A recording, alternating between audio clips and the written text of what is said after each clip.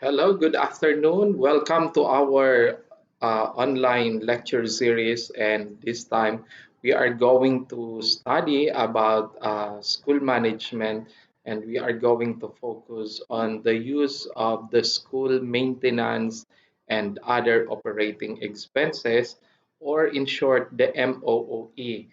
MOOE is just but one of the many sources of finances for the school to operate, and maintenance and other operating expenses released to schools has or can be used according to the existing budgeting, accounting, and auditing rules and regulations.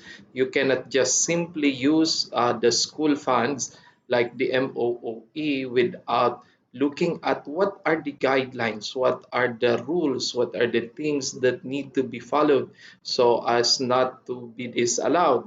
Because failure to observe prudence in the use of the maintenance and other operating expenses or the MOOE in the schools entails a lot of issues, concern, and worse, a lot of problems that the school heads and other school personnel might face if they are not prudence enough in the use of these school funds. Remember, we have a very limited finances. That's why we need to use this in accordance with the best practice or with the best um, rules, accounting rules, budgeting rules, and auditing rules, because this entails a lot of issues and concerns if we will not use this properly.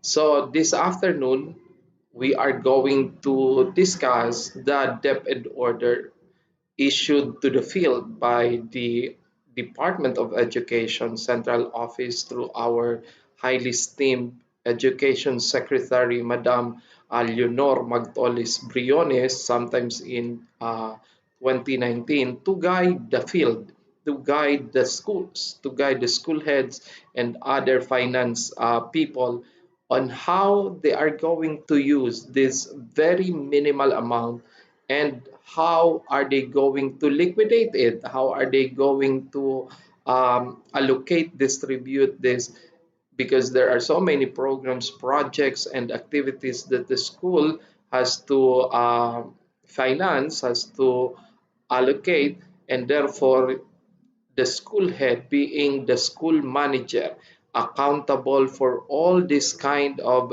expenses, this kind of use, should be and must be guided properly. That's why today I am going to give you this DepEd order that will give us a better understanding on how the school MOOE in the schools, in public schools, are being utilized by the schools through the authorization of the school heads, being the manager and leader in the school community. But of course, the school, in doing the liquidation report and in the proper allocation and appropriation of this very limited amount, is being helped by the finance staff in the school, like the school disbursing officer, and of course the people in the accounting section of the school, if it is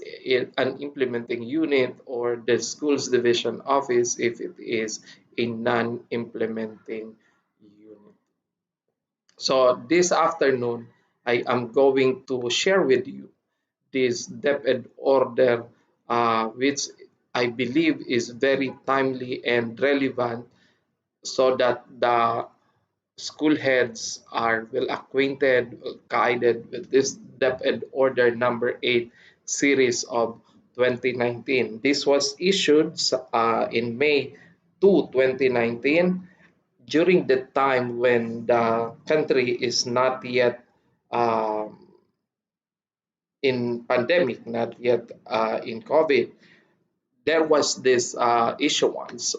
And of course, when the pandemic took place, there were changes in the DepEd order incorporating some of the basic education learning continuity plan, and that the school fund, the school MOOE can be used to finance other uh, COVID-19 related activities that entails the continuance of the basic education under the leadership of the Department of Education.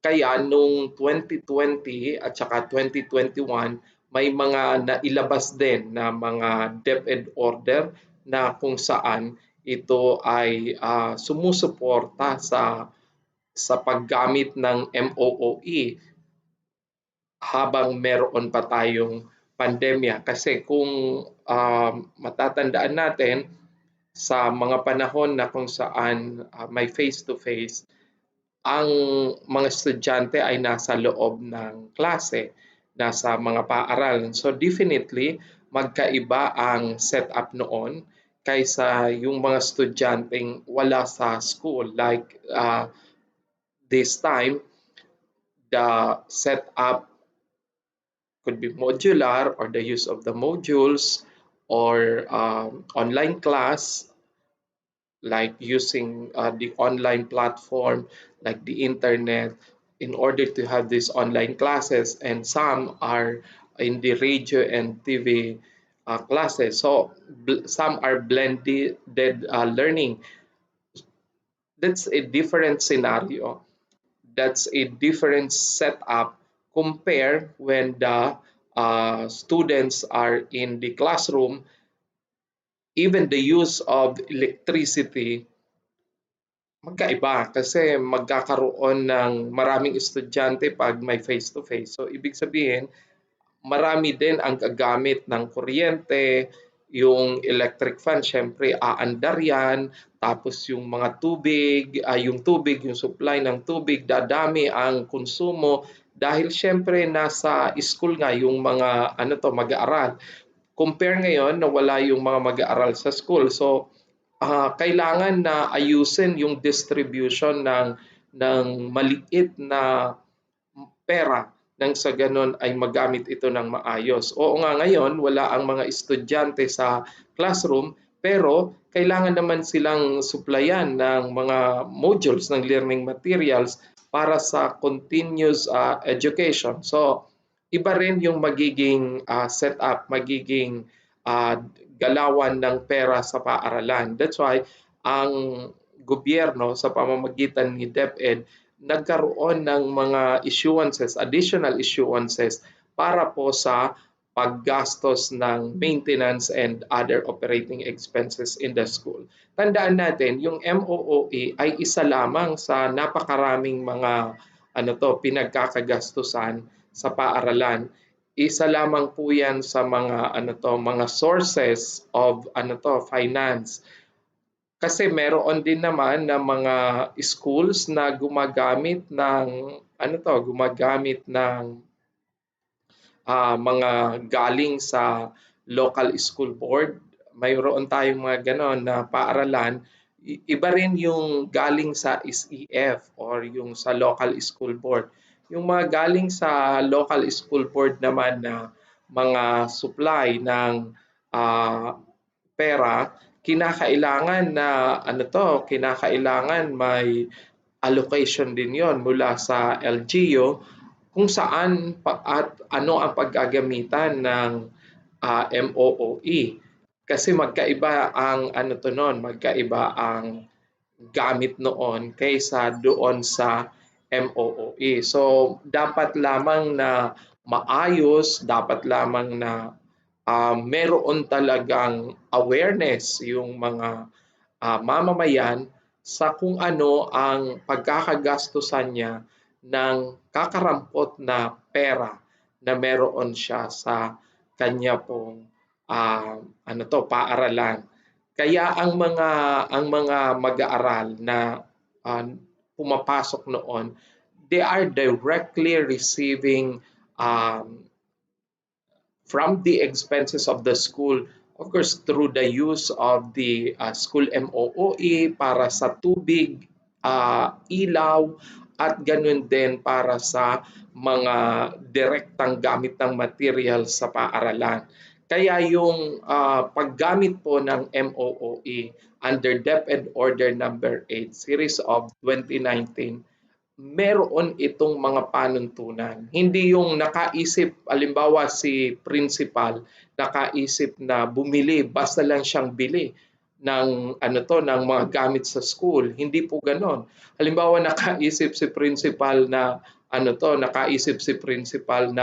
uh, magpalagay na magpa-construct ng mga istruktura sa paaralan, pagawa siya ura-urada, walang proposal, walang ginawang work and financial plan, walang ginawang paghahanda. Hindi po ganon ang paggamit ng pera na galing po sa gobyerno. Hindi tayo katulad ng hindi ito katulad ng paggamit ng pera ng pampribado na madali mo lang gastusin yung pera na pampribado. Hindi ka na maglalagay ng mga hindi ka na maglalagay ng work and financial plan, hindi ka na magpi-prepare ng SIP, pero sa DepEd, sa gobyerno, ang paggamit ng pera, ang paggastos ng pera ay kinakailangang properly allocated according to prioritization. Kaya nga sa school, nagpi-prepare tayo ng SIP. Bakit kailangan mag-prepare ng SIP sa school? Kasi yung SIP, that's your roadmap to a 3-year school calendar or school year na kung saan dinidefine mo na sana doon yung mangyayari sa loob ng 3 taon sa SIP. Kaya kung ang school head ay marunong na i-allot yung meron na siyang mga projection at meron na siyang vision sa paaralan, makikita mo na sa loob ng SIP, nakalagay na doon ang mga posibleng mangyari first year, second year, and then third year. At meron na rin doon nakalagay ng mga posibleng allocation ng fund at kung saan manggagaling yung fund. Kasi sabi ko sa inyo, MOOE is just but one of the many sources of finances sa paaralan na pwedeng mag-finance ng mga gastusin sa paaralan. Isa lang na pinagkukunan yung MOOE kasi pwede rin na humingi yung paaralan ng allotment mula sa LGU sa pamamagitan ng SEF o yung Special Education Fund na nanggagaling naman mula sa mga buwis ng mga mamamayan, sa real property taxes ng mga mamamayan. Kaya kung tutuusin nga, dapat ang DepEd sa pamamagitan ng mga schools ay i-encourage ang ating mga kababayan na magbayad ng real property taxes because 50% of the real property tax ay napupunta sa Special Education Fund na kung saan yun naman ang ginagamit para sa pag-introduce ng LGU ng mga programa at pag-support sa mga programa ng Department of Education sa pamamagitan yun ng pondo na galing sa SEF. Yung iba naman, may mga schools na napakaganda ng Adapt a School program under RA 8525. So yung mga schools na mayroong magandang Adapt a School program, nakakakuha naman ng mga donors, private donors, and private stakeholders. And these private donors and private stakeholders are the one financing the program, project, or activity in the school. Dahil nakita nila na maganda pala yung financial program at yung mga Adapt a School program na pwedeng mag-venture yung mga private institutions, private partners, yung mga private stakeholders. Nakita nila maganda yung programa ng school, so therefore they support. Kasi nababawas din naman sa tax nila yung isinusupport nila sa paaralan. Some schools naman ay natatap ng maayos ang PTA, yung Parents Teachers Association. And therefore, dahil maganda yung PTA sa pagpapalakad, pagpapatakbo nito, maayos na nakikita yung mga programa sa paaralan, then yung mga schools na maganda ang partnership together with the PTA sa mga organization na nasa loob ng paaralan, nagkakaroon ng another source of finance or income na pwedeng magamit ng mga paaralan sa pagpapatakbo ng public schools. Yung iba, malalaking mga schools at nung panahon na meron pa tayong face-to-face classes, nagkakaroon ng mataas na income ang mga kantina sa paaralan. So, ang canteen ay isa ring source of income ng paaralan under DepEd Order number 8 series of 2007.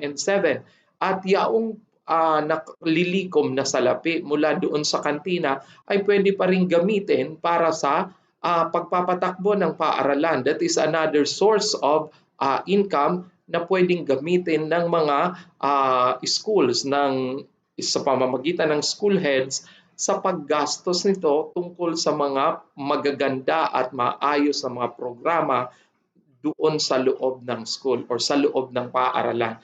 Kung kaya po, hindi lang MOOE, but this afternoon, I am going to deal much on the maintenance and other operating expenses at kung paano ito dapat i-allocate, dapat gastusin ng mga paaralan because it entails, sabi ko nga sa inyo kanina, budgeting, accounting, and auditing rules and regulation. And a wrong move on the use of MOOE means a lot of problem to the school heads and other financial people in the school. Kaya po hindi madali ang paggamit ng MOOE kasi sabi ko nga sa inyo, it entails a lot of proper budgeting, accounting, and auditing rules. Dapat mo yang isa-isip kasi kapag hindi mo yan inilagay sa iyong puso, sa iyong isip, magkakaproblema ka sa hinaharap. Dapat po na ang mga government money and property dapat ginagamit yan ng maayos. Dapat ay inilalagay yan sa tamang mga programa at sa tamang pagkakagastusan. Kasi kapag hindi maayos ang pagkakagamit niyan, hindi mo ginamit yan ng maayos, malaking problema po yan. So DepEd Order number 8, series of 2019, released May 2, 2019, is entitled Revised Implementing Guidelines on the Direct Release, Use, Monitoring, and Reporting of Maintenance and Other Operating Expenses Allocation of Schools, including other funds. So nakita po ninyo dyan, sabi ko kanina sa inyo, hindi lang MOOE ang meron sa paaralan. Hindi lang maintenance and other operating expenses ang meron ang mga public schools. Meron din silang other funds. So, di ba, napakalawak niya ng other funds. Dahil yan po ay mga pumapasok sa ating mga paaralan, kinakailangan na maayos din ang pagkakagastusan niyan at ang pagkakagamitan. So, ano itong mga dapat nating tandaan patungkol sa MOOE? So again, this was released to the field for the guidance and information of all concerned. And again, it's entitled Revised Implementing Guidelines on the Direct Release, Use, Monitoring, and Reporting of Maintenance and Other Operating Expenses Allocations of Schools, including other funds managed by schools. This order revokes DepEd Order number 9 Series 2018 entitled Implementing Guidelines on the Release and Utilization of Maintenance and Other Operating Expenses Allocations of Senior High Schools kasi dati hiwalay yung allocation para sa senior high under DepEd Order number 9 yon series of 2018 and yung regular na MOOE under DepEd Order 13 series of 2016 entitled Implementing Guidelines on the direct release and use of maintenance and other operating expenses allocations of schools, including funds managed by schools, which shall take effect immediately. So, dati magkahiwalay yung issuance para sa senior high school at saka doon sa mga nasa junior high school at saka sa elementary school. So, dahil doon ay nagpalabas uli ng para sa senior high school. Pero sa bagong release, ito na nga yung ginagamit sa field ngayon, yung DepEd Order number 8 series of 2019, ito na yung bago. Ito na rin ngayon ang existing guidelines ng mga school sa paggamit ng kanilang MOOE. At sabi ko nga sa inyo, nung magkaroon ng pandemic, nagkaroon din ng BELCP, yung Basic Education Learning Continuity Plan na dapat magpatuloy ang pag-aaral, magpatuloy ang mga paaralan amid the pandemic.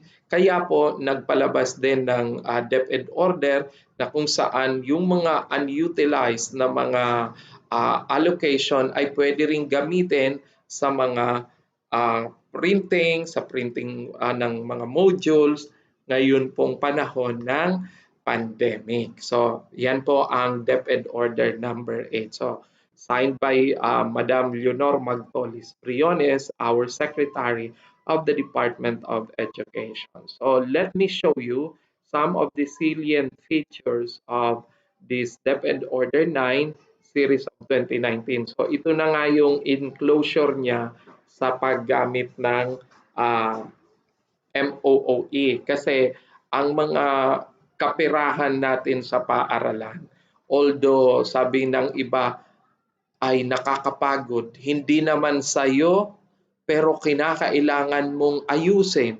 Hindi naman sa'yo kinakailangan mong pagpaguran. Hindi naman sa'yo kinakailangan mong gastusin. Hindi naman sa'yo ililiquidate mo, di ba? At kapag hindi maayos yung paggamit, pwede ka pang makasuhan. At kung ikaw ay school head, hindi mo yun ginawa ng maayos, ginamit ng maayos, pwede kang makasuhan. So, parang nakakatakot niya. Hindi naman sa'yo, pero kinakailangan mong ayusin at gamitin ng maayos. So, yan talaga. Kaya kung gusto mong mag-manage ng school as a school head, it entails na alam mo kung paano talaga siya gagamitin. Or kung ikaw naman ay teacher, dapat alam mo rin kung saan napupunta ang MOOE ng paaralan. Kasi it's not a one-man band ang paaralan. Sa paaralan, iba't iba ang mga stakeholders. Nandyan yung school head, nandyan yung teachers, nandyan yung student, plus the parents and other stakeholders. So, kinakailangan na proper ang pagkakagamit nito dahil kakaunti lang po ang MOOE, hindi bilyonaryo ang mga paaralan. Kakaunti ang mga paaralan na may millions of MOOE. So, napaka-limited ng resources natin na dapat nating pangalagaan ng maayos kasi pag hindi natin yan pinaggamit ng maayos, ang MOOE natin, hindi maa-address yung basic na pangangailangan ng paaralan. Kaya nga dapat well-guided tayo ng ating vision, ng ating mission, ng ating core values kasi doon mo din i-anchor ang iyong SIP at i-finance mo yung mga nakalaptag mo doon sa SIP. So that is why as a school head and as future mga magmamanage ng mga paaralan, dapat ay magaling tayo sa pag-allocate ng napaka-scarce na resources ng MOOE. Kaya hindi pwedeng basta lang sabihin na ako ako hawak na school kaya dahil ako ay school head na okay na sa akin 'yon. Bahala na rin kayo kung ano ang mangyari diyan. Hindi po pwede yung ganon kasi nga bilang mga kinatawan tayo ng ating pong paaralan, bilang mga school head, we have that aura. As I was already discussed with you before, we have that authority, we have that responsibility, and ang most na nakakatakot ay yung accountability. We will be accountable for whatever things that we've done in the school. Kaya nga, ang paaralan, sabi ni Maxwell, di ba? I do not know kung kilala niyo pa si John Maxwell. Sabi ni John Maxwell, ang pag-rise and fall ng organization ay nakabase sa leadership.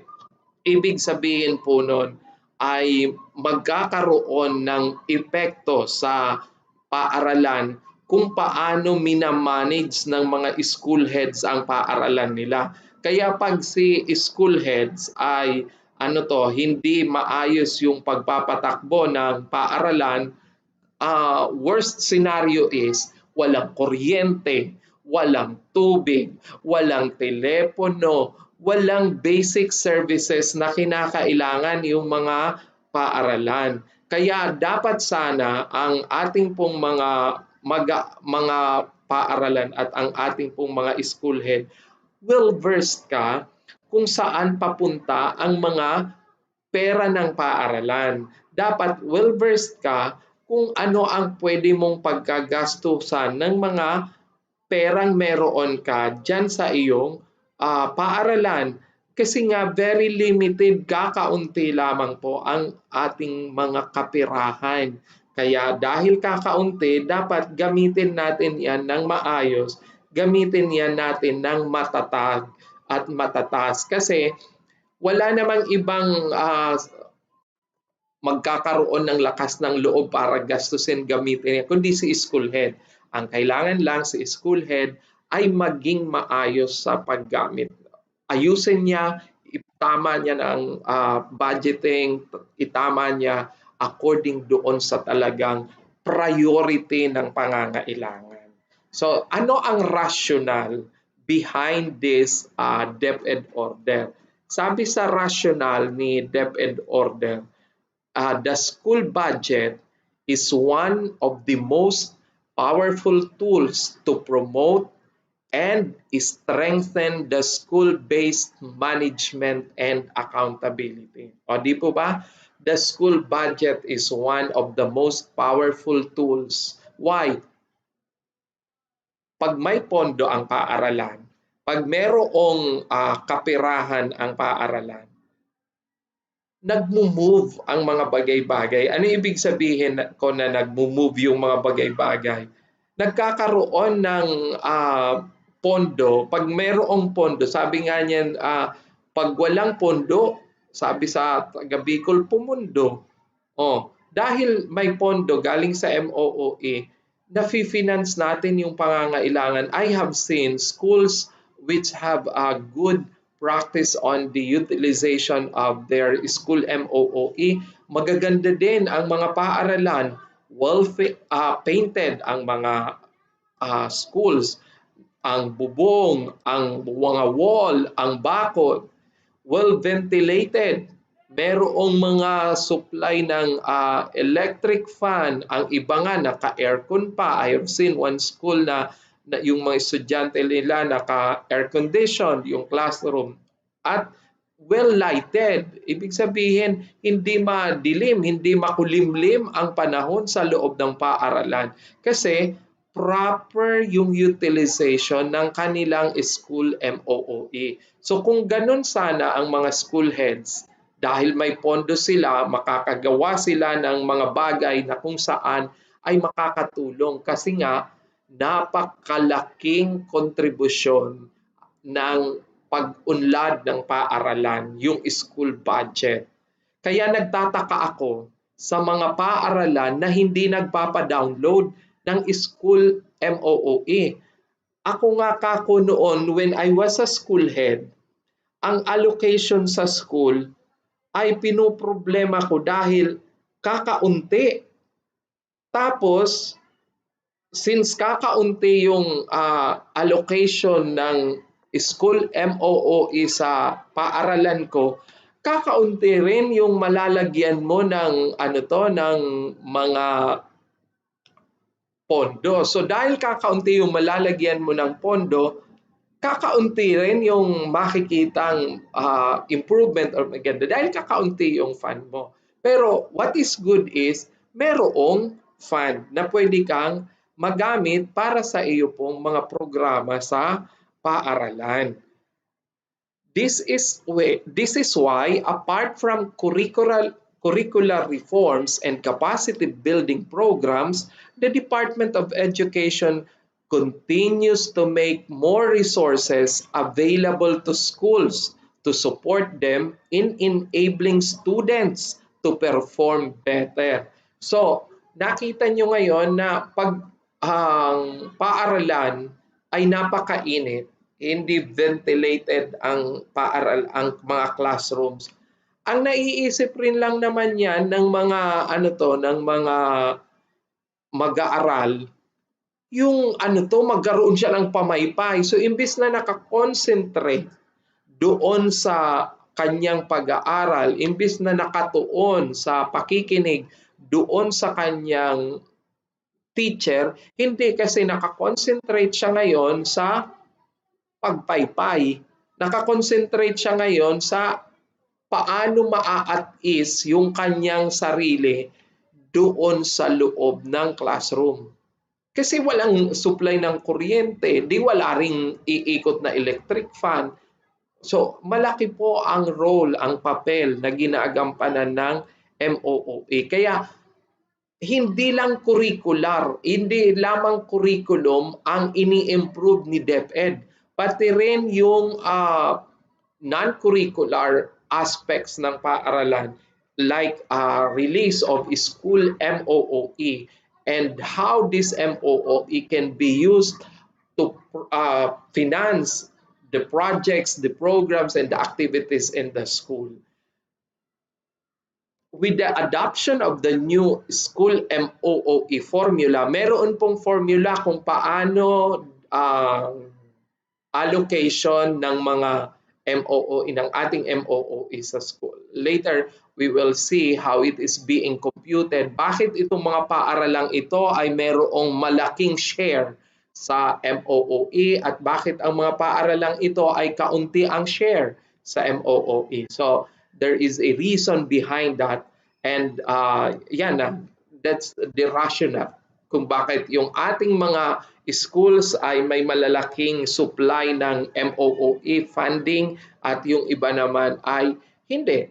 Kaya po mahalaga ang ang role ng paaralan, ng school head sa paaralan, because at the hands of the school head, the future of the school. Kasi tinitingnan mo si school head, tinitingnan niya ang projection ng enrollment, kung tataas yan or bababa sa susunod na taon. And pag tumaas at wala kang classroom, wala kang teacher, wala kang upuan, wala kang libro, wala kang mga amenities na maibibigay, what will you do?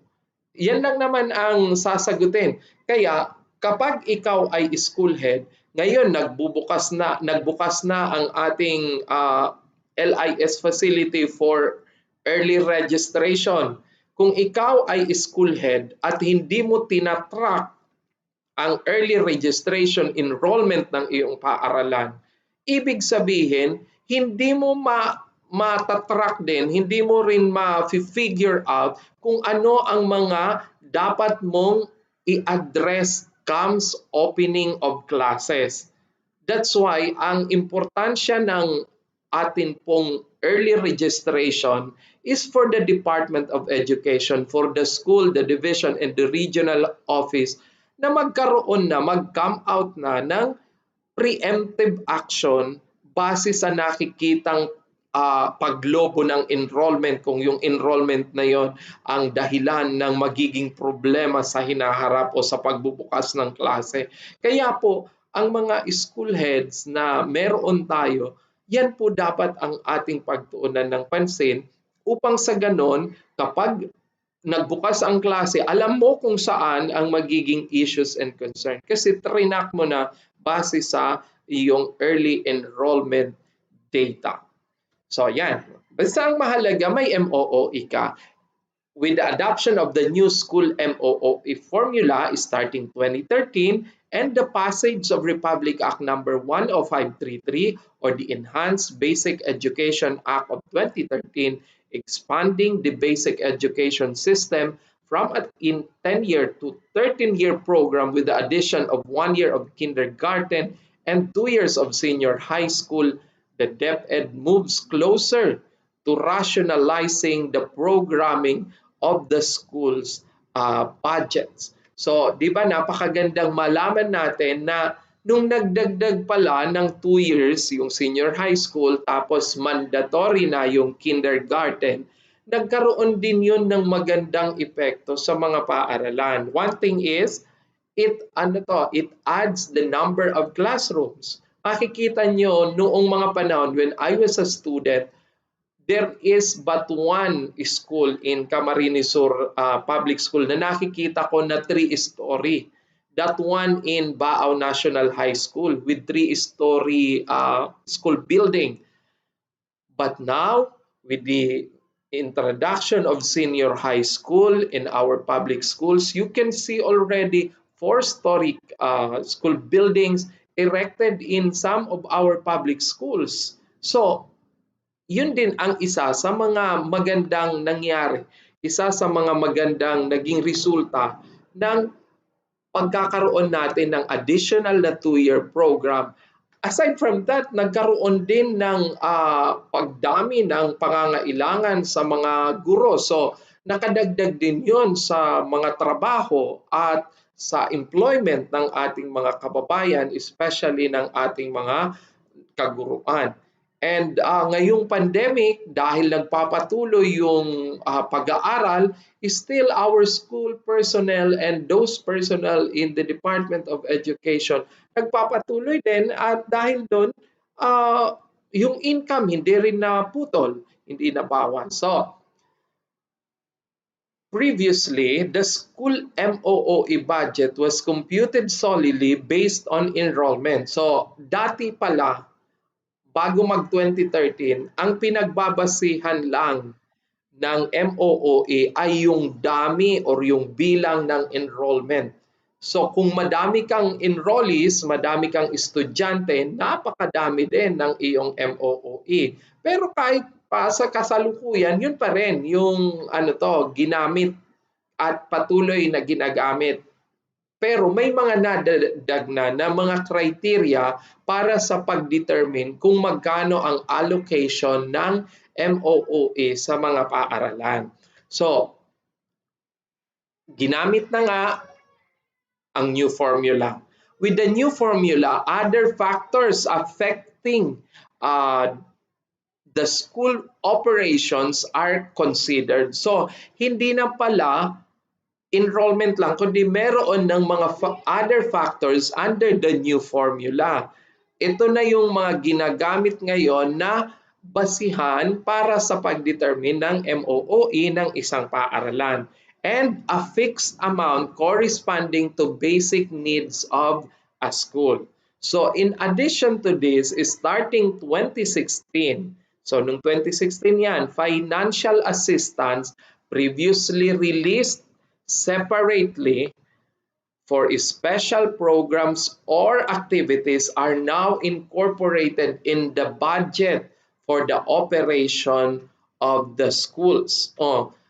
Kung dati separate pa yung mga budget para, kasi noon may SBRMS, yung school-based repair management system. Dati nung separate pa yung school-based repair, yung SBRMS, meron pang bababa na pera galing sa central office, i-download sa mga division, pati sa mga schools. Pero ngayon, kasama na, incorporated na sa mga budget ng paaralan yung pagpaparepair kung meron mang mga kailangang i-repair na mga classrooms doon. So, incorporated na, isinama na siya sa atin pong budget starting 2016 sa mga pampublikong paaralan.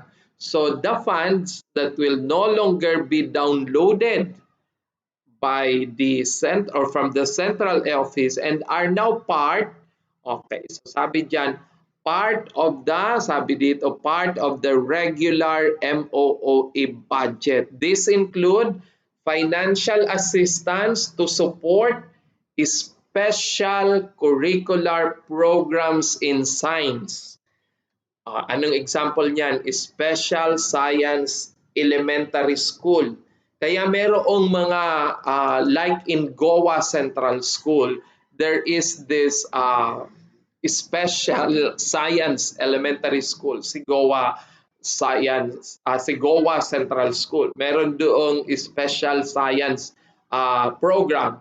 Then yung mga regional science high schools, the science, technology, and engineering program in high school. So yung STEM, na incorporate na rin sa paaralan yung budget noon. Then yung sports, sa mga high schools with special programs in sports like the Camarines Sur Sports Academy, and yung iba na may mga program ng arts, or your high schools with special programs in arts like Baao National High School, San Rafael National High School. So naka-incorporate na doon, and also yung special education, because there are schools which caters with a special education needs of the community. So in-incorporate na din doon yung mga special program na may mga pondo para isahan na lang yung pag-budget din ng paaralan.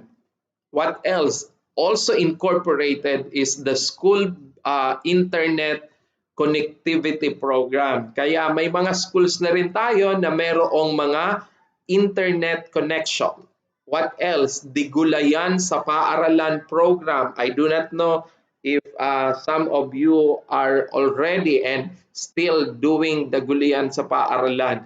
Kasi yung isa sa mga reason ng pagkakaroon ng gulayan sa paaralan, dapat magamit yon para sa supplemental feeding program ng mga pampublikong paaralan. Aside from the usual feeding program na ini-sponsor ng mga pampribado at saka ng pampublikong mga organization, dapat mismo sa loob ni DepEd at sa mga paaralan, meron talagang supplemental feeding program, and merong counterpart mula sa mga harvest na nandoon sa gulayan sa paaralan.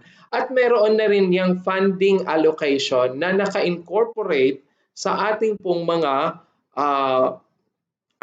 sa ating pong mga MOOE. So di ba parang napakaganda na malaman na pati pala ang budget ng gulayan sa paaralan ay incorporated na. And also yung school-based management grants. So may mga grants na kung saan ang ating pong mga paaralan ay nare-receive. So yun, isinama na rin yon sa ating pong mga budget allocation ng ating pong ni DepEd. Kaya napakaganda po na ayusin ng maayos yung ating pong sources of finances sa ating pong mga pampublikong paaralan. So this DepEd order has the following legal basis. So yan po ang mga legal na basihan ng ating pong paggamit ng MOOE sa ating pong mga pampublikong paaralan. So yung mga inirelease pong MOOE sa mga schools, usually po iyan ay good for the fiscal year. Ibig sabihin, from January 1 hanggang December 31 of each year. So, yung yung pera na hindi mo nagamit sa loob ng isang taon, magre-revert back yon sa ating pong National Treasury. Babalik yon sa National Treasury. Kaya yan ang ipinagtataka ko, bakit may mga paaralan na nagbabalik ng pera, di nagagastos. Well, in fact, napakaraming mga programa na pwedeng pagkagastusan napakaraming mga programa na pwedeng pagkagastusan sa paaralan. May mga programa, activity na pwedeng pagkagastusan. Kaya ang ipinagtataka ko kung ba't kaya kako itong mga schools ay hindi nila nagagamit itong mga fund na to. So nagbabalik lang po yan sa national government at hindi maganda sa parte ng paaralan ng mga school heads na ang ating pong pera ay hindi nagagamit ng maayos. It's a setback sa atin pong financial management. So hindi po maganda para sa mga schools na ang pera ay hindi nagagamit ng maayos dahil marami nga tayong mga programa na pwedeng pagkagastusan. Marami tayong mga programa na pwede mong ilapat doon ang mga budget na yon upang sa ganon ay tumakbo yung programa. So, hindi dapat na nasasayang, bumabalik lang sa national government ang pera natin. Kaya kinakailangan ang mga school heads talaga ay alam kung paano gastusin, paano gamitin ang budget na to. So, this DepEd order, sabi sa scope of the policy ni DepEd, provides the mechanisms, procedures, and standards for the release, utilization, liquidation, monitoring, and reporting of school MOOE of all public, elementary, and secondary schools nationwide, including other funds being managed by the school. This also defines the roles and responsibilities of each level of governance in managing school MOOE. So, yan talaga po ang reason kaya or the rationale why this DepEd order is released. So, syempre, yung mga would-be teachers, guided na kayo ng mga pwedeng pagkagastusan. Kaya, hindi ka pwedeng basta magkwento na wala man lang anyang support si principal sa akin sa paaralan. Hindi man lang ako ni principal ma-send sa training, sa mga seminars. Wala man lang support si principal sa mga ganong endeavor. So pero kapag alam mo kung paano ka masusupport ni principal dahil merong MOOE, merong fund na panggagalingan. So meron ka ding lakas ng loob na magsasabi, Madam, ano kaya kung, Madam Principal, ano kaya po kung mag-attend ako sa training na to, pwede po bang magamit mula sa ating MOOE? So dahil alam mo na merong ganon. Pero kung di mo alam, so paano ka makaka-request ng funding support mula kay principal, mula sa inyong mula sa inyong school head? Because the MOOE, mamaya marami itong nakalista kung ano ang mga pwede nating pagkagastusan dito sa MOOE. At ang mahalaga lang, pagka ikaw ay gumamit ng school MOOE fund, dapat din po na i-liquidate ito within the period required by law. Hindi yung inabot na ng taon, hindi pa rin naliliquidate yung dinownload na pera. Yung maabot na ng ilang taon, hindi pa rin naliliquidate yung cash advance. Hindi po yan magandang paraan ng paggamit ng pera ng ating pong gobyerno, ng ating MOOE. Kaya dapat within the period required by law, MOOE should be liquidated if it was cash advance to you as school authorized personnel. So, yan po ang ating scope of the policy. Then the policy statement, sabi ni DepEd, this DepEd order aims the following: one, to provide guidance to all public schools on the derivation, release, utilization, monitoring, and reporting of school MOOE and other funds managed by school. Why? Sa public school kasi maraming mga rules to be followed. Samantalang kung private school ka, Di ba? Pag sinabi mong magpapintura, naalala ko, there was this school head who visited me last Saturday. This school head uh, would like to be clarified. Why is it, sir, that when I was a school head in a private school, when I said to the owner of the school, sir, we need to have this building, this classroom be painted because we need the painting so that the classroom will have a better outlook. Sabi daw nung kanilang school administrator, how much do you need? Meron pa ba niya dyan ng mga pinturang hindi nagagamit, papintura na kaagad? Ang bilis ng desisyon. That's in the private school. But not in public school. Hindi ka pwedeng basta sumabi magpapintura, din pinturado na bukas, kahit meron ka pang manpower. Kasi pag gumamit ka, at hindi yun nakalagay sa mga dapat na pagkagastusan, then ikaw ang mananagot noon. Number 2, ensure timely and optimal use of school resources and institute mechanisms for transparency and accountability. O see, ang paaralan talaga, dapat gamitin siya sa optimal use. Kaya nga, nagtataka ako, sabi ko sa inyo, bakit may mga schools na hindi nagpapa-download? Bakit may mga schools na hindi nagwa 100% utilization ng MOOE? So ibig sabihin, anong mangyayari doon sa budget?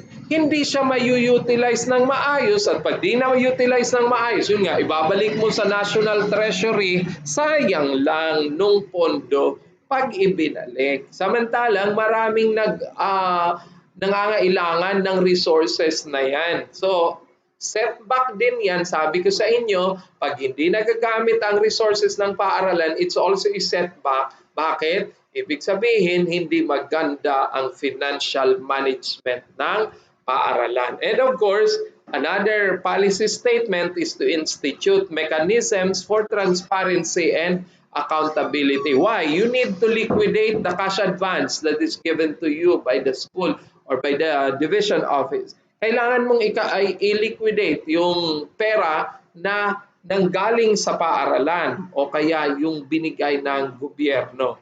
Kasi hindi pwede na kukunin mo yon. Ang iba nagsasabi, ano ba niya ang MOOE? Sabi naman nung isa, my own operating expenses. Bakit anya my own operating expenses? O tingnan mo anya si principal, gumanda yung bahay, kasi yung anyang MOOE doon muna naggastos. Yung mga ganun na ano to, hindi, mali naman yon. Usually, ang MOOE ay napakahirap i-disburse, napakahirap gastusin unless you follow talaga yung mga guidelines. So, minsan, ang iba napapasabi na my own operating expenses kasi hindi man lang daw naambunan si teacher nung MOOE, lahat lang ay si principal ang gumagamit. Pero definitely, hindi naman yan mangyayari kasi nga, you need to follow the guidelines. So, the liquidation report will serve as transparency and accountability measures ng paaralan para doon sa paggastos ng MOOE sa mga schools po natin.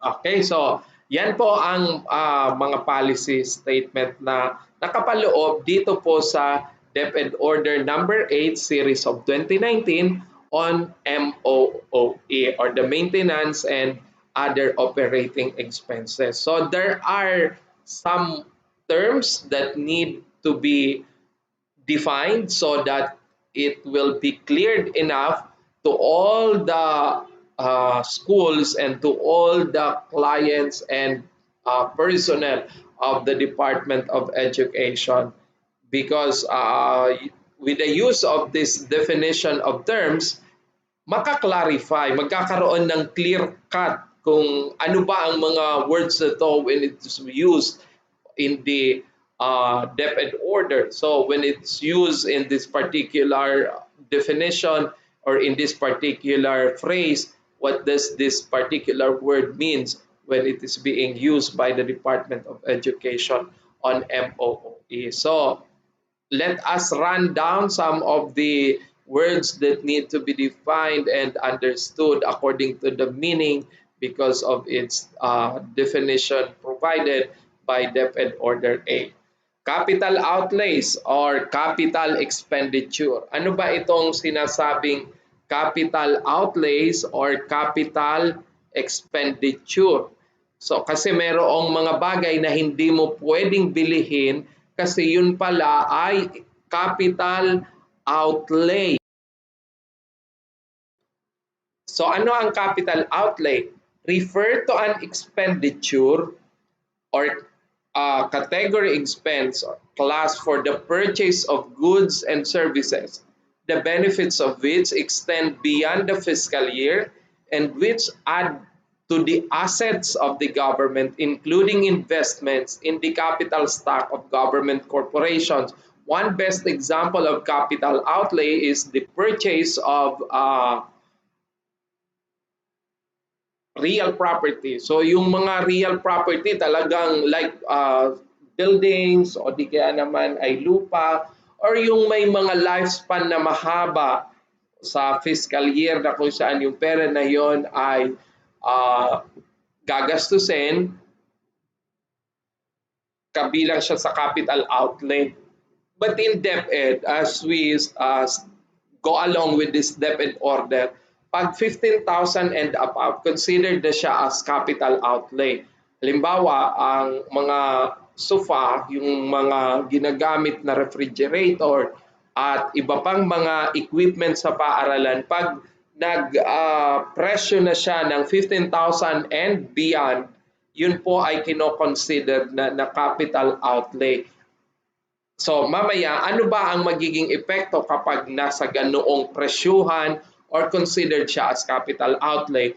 We will deal more on that kasi mauunawaan natin noon na kaya pala ayaw bilhin ni principal yung request ko kasi hindi naman siya below the threshold and therefore or hindi siya nasa threshold, therefore si principal ay maingat din na bumili noon kasi baka si principal naman ay siyang balikan ng commission on audit at i-disallowed yun. So, maggagastos siya ng sarili niyang pera doon. Kaya po, dapat talaga ay maging maingat. How about cash advance? What is a cash advance? A cash advance, funds granted to officers and employees which may be classified into. So ano ang mga classification ng cash advance? Regular cash advance or those granted to cashiers, disbursing officers, paymasters, and or property and supply officers for salaries and wages, commutable allowances, honoraria, and other similar payments, and petty cash operating expenses. So yun yung po yung tinatawag na mga regular cash advance. So yun yung pera ng gobyerno na ibinigay na bago ka pa maggastos. Binigay na sa iyo ng gobyerno. So magta-travel ka for example, bago ka umalis, pinadalhan ka na ng pamasahe, pinadalhan ka na ng pera na gagastusin mo para sa iyong travel. So ang tawag po noon ay cash advance and it's a regular cash advance especially if you belong to the following: cashier, disbursing officers, paymasters, and or property or supply officers. For salaries and wages mo gagastusin, commutable allowances, honoraria, and other similar payments and petty cash operating expenses. And then, after noon, kinakailangan mo rin na i-liquidate yon. Then letter B, special cash advance. Ito naman pong special cash advance, these are those granted to the or on the explicit authority of the agency heads to duly designated disbursing officer or employees for other legally authorized purposes. Kaya yung mga schools na may milk feeding program or yung may mga supplemental feeding program, they were granted another cash advance and these are in a form of special cash advance to schools and to the school heads being the authorized person to receive the cash advance. So ito po ay dapat din i-liquidate on time. So yun ang mga klase ng cash advance. It could be regular cash advance or special cash advance na kung saan ibinibigay sa mga schools para po gastusin at pagkatapos nun ay kinakailangan i-liquid. How about disbursement? What is disbursement? So pag sinabi naman po nating disbursement, this is a settlement of government obligation either in currency, check, or constructive cash, such as the issuance of tax remittance advice or the TRA for the remittance to BIR of taxes withheld from employees and suppliers, and non-cash availment authority for direct payment made by the international financial institutions to suppliers and consultants of foreign assisted projects. So, yun naman pong mga disbursement, ito yung paggastos natin ng pera ng gobyerno. So, halimbawa, bumili ka ng supplies and materials para sa inyo pong paaralan, then that will be considered as babayaran mo. So, pag binayaran mo na po, so ginastusan mo yon. So that is the payment to that is your disbursement. So ganun din yung mga empleyado, di ba? Magsisweldo, then si cashier syempre meron yung mga disbursement para doon sa pera na ginastos parang pangpasweldo. So ibig sabihin dahil gumastos ng ang gobyerno ng pera si DepEd, kinakailangan na ma-liquidate din yon. So, yun po yung disbursement meaning. So, maintenance and other operating expenses. This refer to an expenditure category or expense class for support to the operation of the government agencies such as expenses of supplies and materials, transportation and travel, utilities like water, power, and the repairs, etc. So, yan ang MOOE na pag-uusapan pa natin later kung ano-ano ang mga ito. Modified disbursement scheme, it's a disbursement system implemented to facilitate effective management of the national government's cash resources, whereby national government agencies and GOCCs settle their payables through the issuance of checks or through direct crediting to bank accounts chargeable against the account of the Republic of the Philippines or through the Bureau of the Treasury being maintained with the head offices of government servicing bank. Kaya ang itong modified disbursement scheme na ito, mag-a-advise na lang, for example, mag-a-advise si Department of Education Camarines Sur, Land Bank of the Philippines na ito yung mga papasok na cheque tapos i-debit credit doon sa account ng empleyado, for example, then i-debit naman doon sa account ni DepEd tapos i-reconcile na lang. So yan po ang modified disbursement scheme. Sa paraang iyan, hindi nagiging risk yung pera sa mata ng mga ng mga magnanakaw kasi 'di ba merong mga magnanakaw na nais na makuha yung pera ng gobyerno, gustong hold upin minsan, kaya para maiwasan yung ganoon, yung risk ng hold up, tapos yung risk na mawala yung pera while in transit, so kaya po nagkakaroon ng modified disbursement scheme. Then yung obligation naman, a commitment by a government agency arising from an act of a duly authorized official which binds the government to the immediate or eventual payment of a sum of money. The agency is authorized to incur obligation only in the performance of activities which are in pursuit. Ito na yung sinasabi ko na dapat lang merong paggagastusan, which are in pursuit of its functions and programs authorized in appropriation acts or laws within the limit of the allotment released by the DBM. Kaya hindi nga pwede, sabi ko sa inyo, na basta-basta ka lang magagastos ng walang sinusundan na guide, kasi ang paggastos, sabi ko, ng MOOE, ng school MOOE, ay merong policing sinusunod. At yan dapat ay alam ng mga school heads at alam ng mga personnel, dahil pag hindi ka maayos ang pagkakagastos, pwedeng ma-disallowed, at dahil na-disallowed, pwedeng papagbayarin ng disallowances. So sayang naman po noon kung hindi natin aayusin yung paggastos ng pera ng ating gobyerno.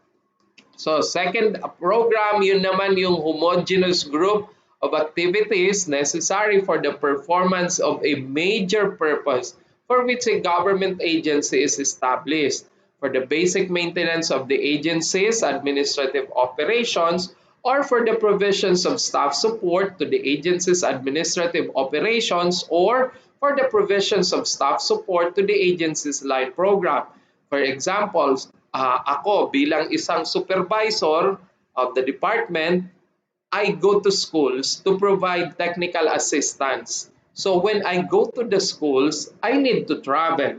So since I am traveling, I need to spend travel expense. So since I spend for the travel of my official function as supervisor to provide technical assistance to the school, then the government has to fund that particular travel of mine as part of the program of the department.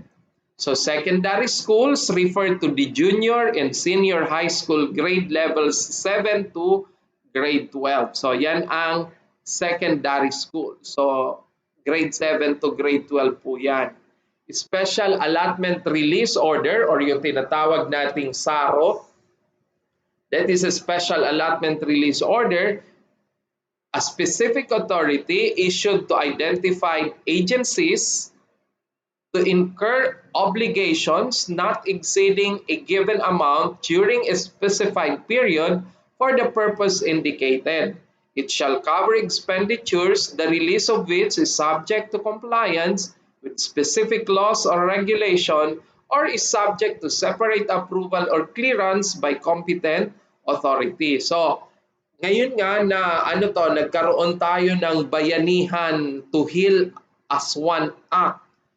Then nagkaroon din tayo ng Bayanihan to Heal as One Act Part 2. So, may mga nadagdag doon na mga expenses katulad sa DepEd on the printing of modules and other supplies for materials. Nagkaroon ngayon ng mga releases of SARO, yung mga Special Allotment Release Order, specified doon kung para saan yung particular na fund na ibinaba para sa particular government agency. So yun po yung SARO. Ito ay mga special allotment. Kasi di ba may General Appropriation Act, yung GAA. Yun yung budget na talagang regular na ginagawa ng ating mga mambabatas, kung saan ina-allocate doon yung scarce resources ng ating gobyerno. At dahil doon sa GAA, meron na doon pong mga funding ng mga ng pagkakagastusan. Ngayon, kapag merong mga batas na naipasa, mga special laws, for example, yung Bayanihan to Heal as One Act, yun po ay merong mga funding requirements, yun, ibinababa naman yun papunta sa mga schools in a form of SARO. So yun yung mga sub-allotment or special allotment release order. So yung fund, karaniwan po nanggagaling sa Department of Budget and Management. Kasi hindi pwedeng maggastos ang gobyerno na wala naman po sa budget. So, yun dapat na nandoon sa budget, yun lamang dapat ang pagkakagastusan or gagastusin ng ating pong mga government offices. So, kapag wala doon, pumundo or tumigil kasi wala naman pala doon. Then, implementing units katulad ng mga schools with separate accounting office or they have accountants, disbursing officers, bookkeepers, administrative officers who can run the finances of the school, then they are called implementing units and they are capable of administering their own funds since they have bookkeeper and disbursing officer plantilla positions who handle accounting and budgeting functions and cashiering functions respectively. So that's why since they have this financial people, then they can implement their own budget. They can have their own budget be implemented in their own school, and they are no longer subject to the direct download coming from the division office. So if that particular school is an implementing unit or implementing school. Otherwise, if that is not an implementing school or implementing unit, then they still have to pass through the office of the division, accounting, budgeting, as well as cashier. So because they have no separate financial staff. So, yun naman yung tinatawag na mga non-ayos or non-implementing units. Wala sila pong mga separate na mga financial staff or financial people to handle the finances of the school. So, the Finance Service of DepEd Central Office shall provide the regional office and SDO. Sinabing SDO, Schools Division Offices, with the matrix showing, ipinapakita po doon yung MOOE allocation for each public elementary and secondary schools without financial staff or yung non-ayos, and the appropriations authorized for MOOE for each SDO. So, inilalagay din dyan, ipinapakita din dyan yung magkano, kung magkano ang magiging pera ng isang pampublikong elementary at saka secondary school. Nakikita po yan doon. And then, yung mga nandoon naman sa mga schools na, pati yung mga operating schools, kasi merong mga sariling financial people. Then, ipinopost din the allocations of all elementary and secondary schools, including those that are ayos and non-ayos on the DepEd website. Ang ipinopost po niyan yung National Expenditure Program, yung NEP. Kasi makikita doon kung magkano ang allocation sa mga paaralan ng Department of Education. Then, monitor and evaluate reports submitted by ROs based on the reports collated from the SDO. So, yun po yung function ng finance service ni DepEd Central Office. So, siya po ang nagdidetermine kung anong nangyari. Siya ang magkukulate ng mga reports galing sa division at saka sa region kung anong nangyari sa MOO in release sa mga schools.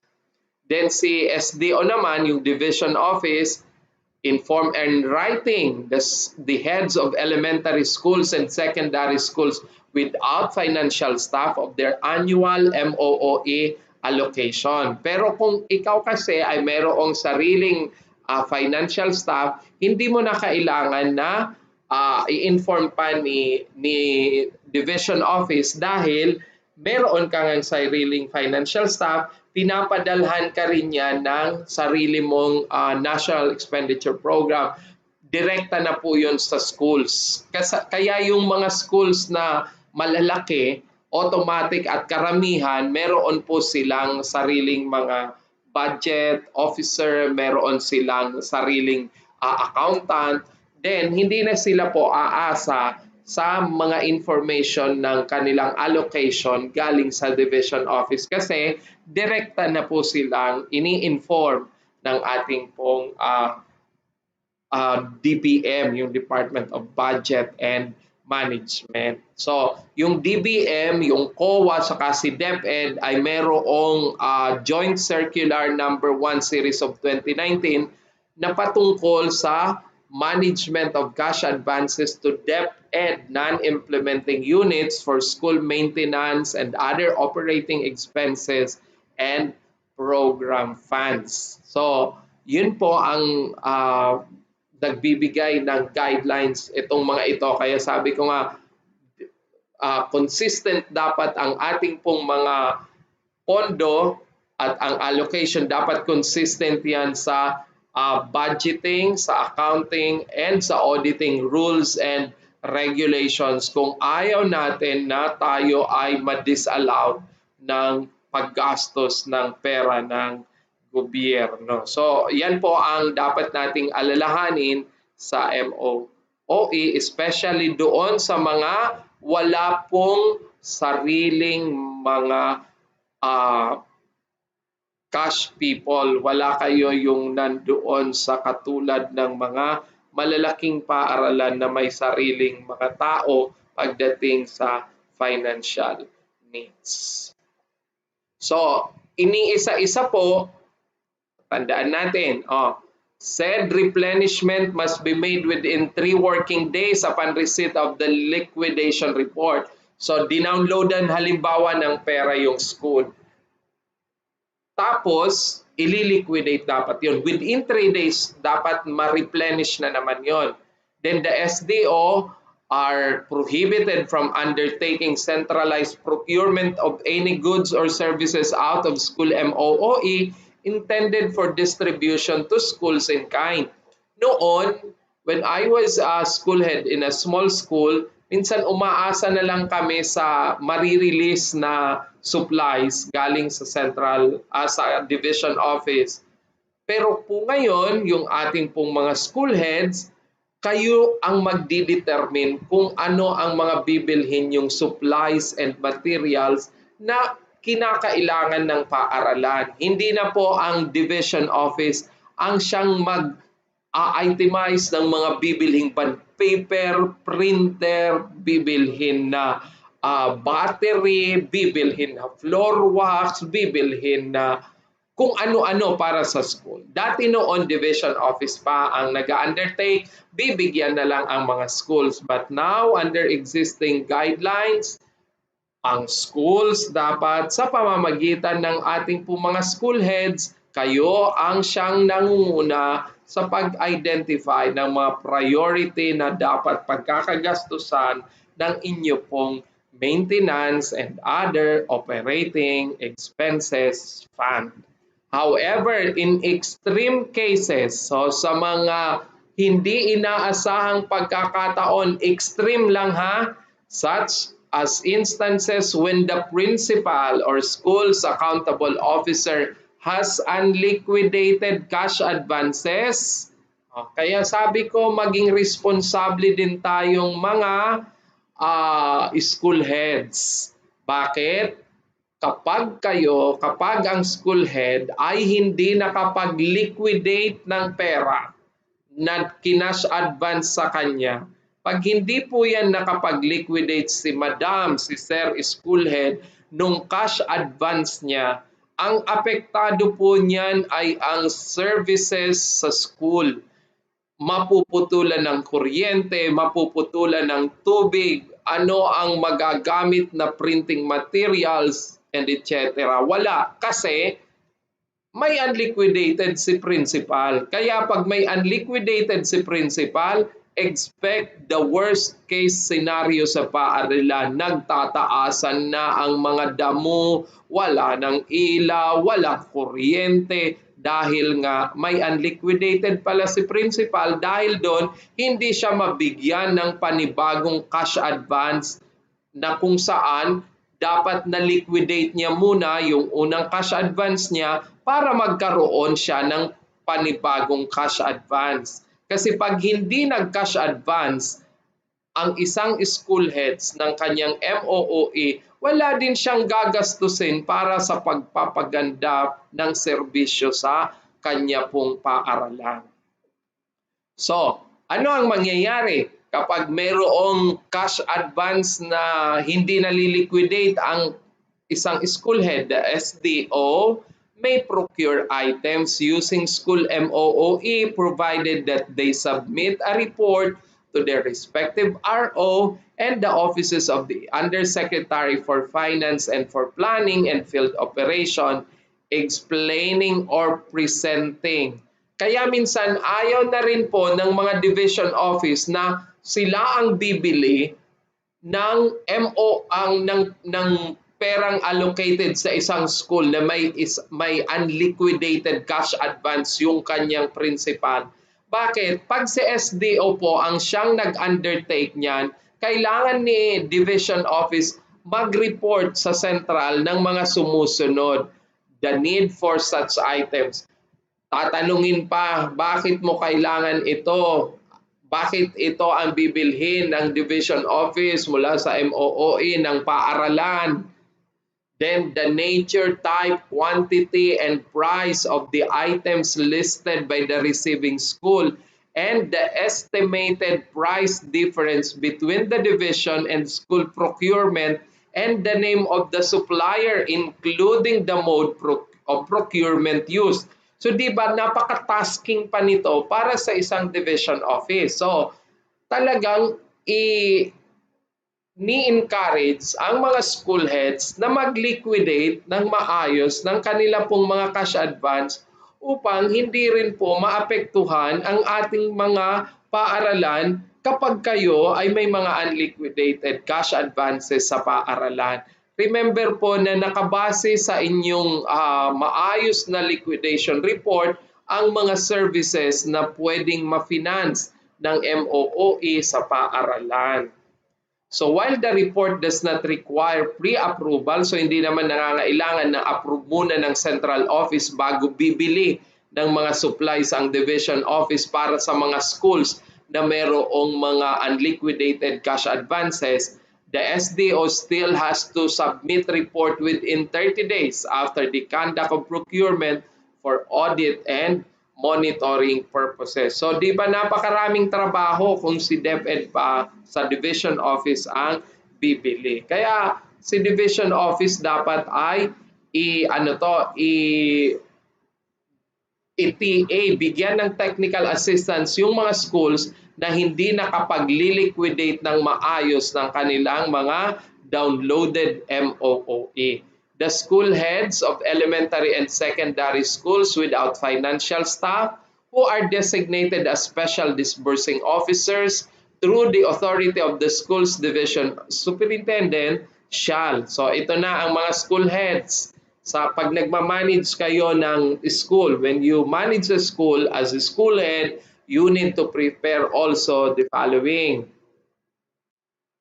Apply for bonding with the Fidelity Bond Division of the Bureau of Treasury. By the way, you cannot be entrusted of any money or property from the government unless you are bonded with the Fidelity Bond Division of the Bureau of the Treasury. So the school head as well as the property custodian and the disbursing officer of the school need to apply for Fidelity Bond. Why?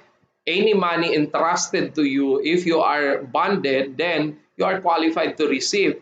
Because if you are not bonded as a school head, as a disbursing officer, the government cannot entrust you the money.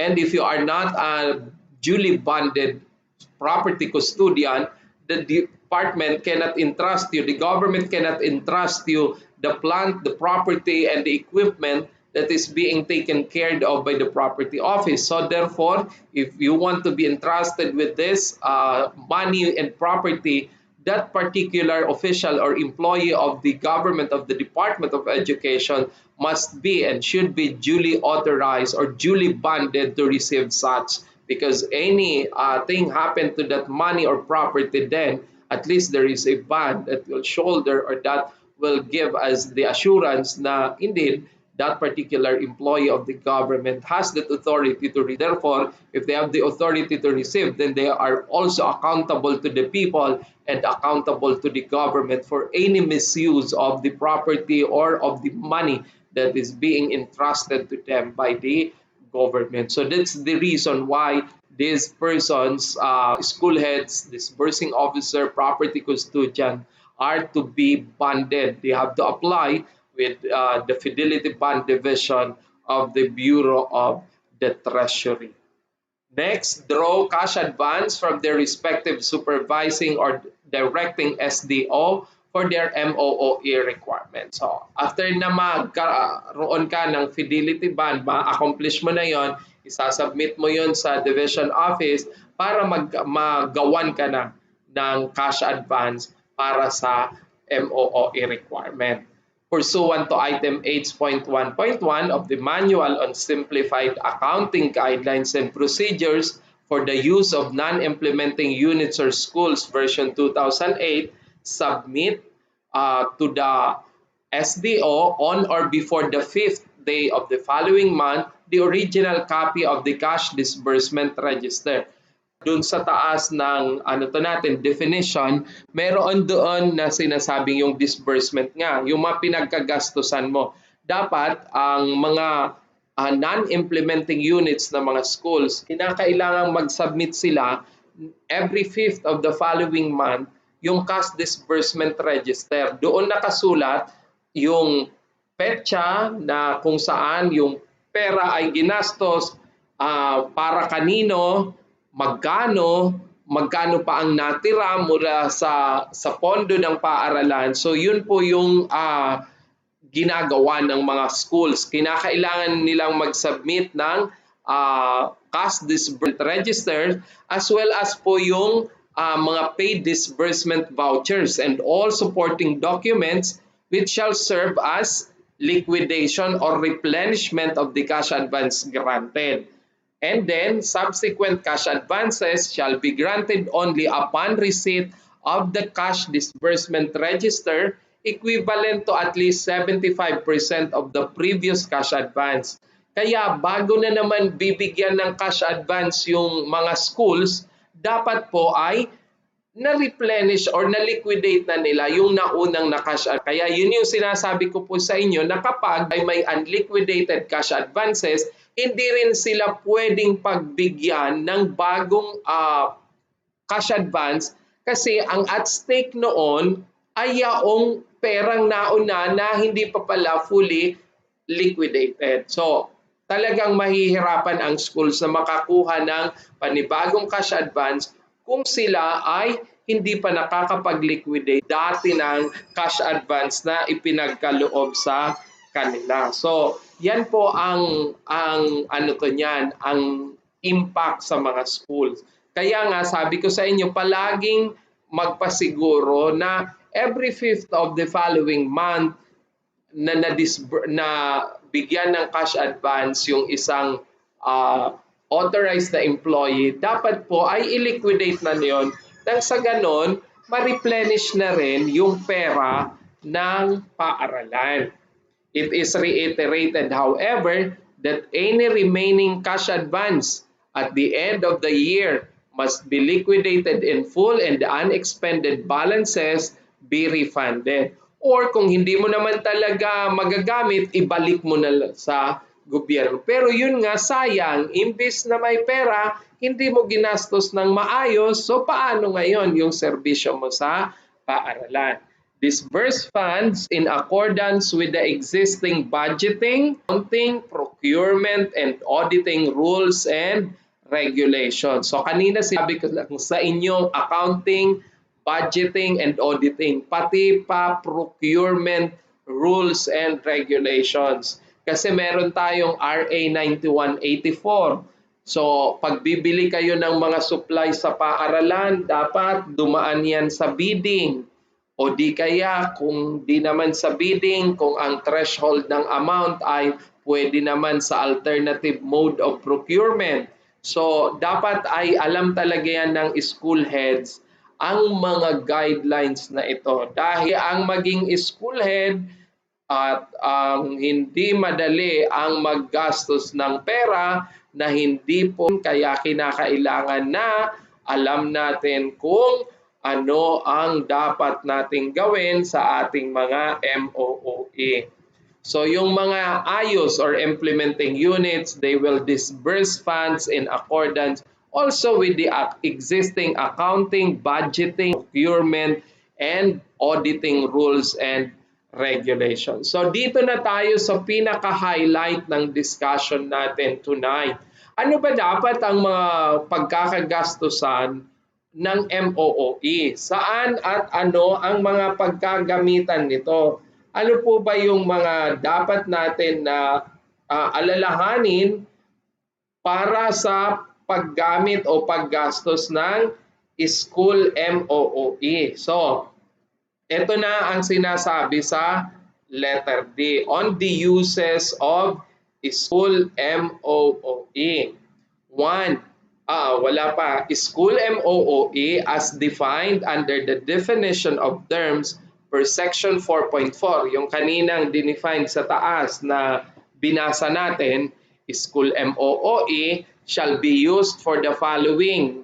Among others, subject to the availability of funds and prioritization of mandatory expense items and must be in accordance with the existing budgeting, accounting, procurement, and auditing rules and regulations. 1.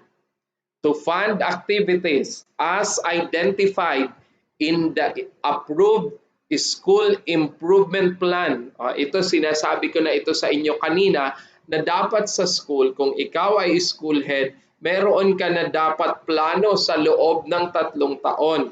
At doon sa plano na yon, nakalagay kung ano ang iyong mga pagkakagastusan. Dapat naka-identify, naka-itemize na doon kung para saan ang mga pagkakagastusan mo sa loob ng school improvement plan. And kada taon, magpe-prepare ka naman ng annual implementation plan or the AIP, which shall follow also the calendar year format kasi yun na rin yung susundin na pagkakagastusan ng pera na manggagaling doon sa sa budget mo sa MOOE. Kaya dapat si school head ay alam kung paano gumawa ng SIP at saka ng EIP. Hindi lang alam, dapat approve po yan ng ating school superintendent upang paglagakan mo ng mga budget. Pangalawa, to finance expenses pertaining to graduation rights. Kaya di po ba ang mga schools pag nagpapagraduation, noong may graduation pa kasi magdadalawang graduation na ata na walang mangyayaring graduation exercises. Pero dati pa po, kasi itong DepEd Order 2019, 2016 and earlier pa, yung pong mga gastusin sa graduation ay talaga naman na charge na po sa MOOE. So ibig sabihin, hindi na po dapat nagpapakontribute para sa graduation ang mga paaralan. Kasi po dapat ay naka-identify na yon sa budget ng school sa pamamagitan ng MOOE.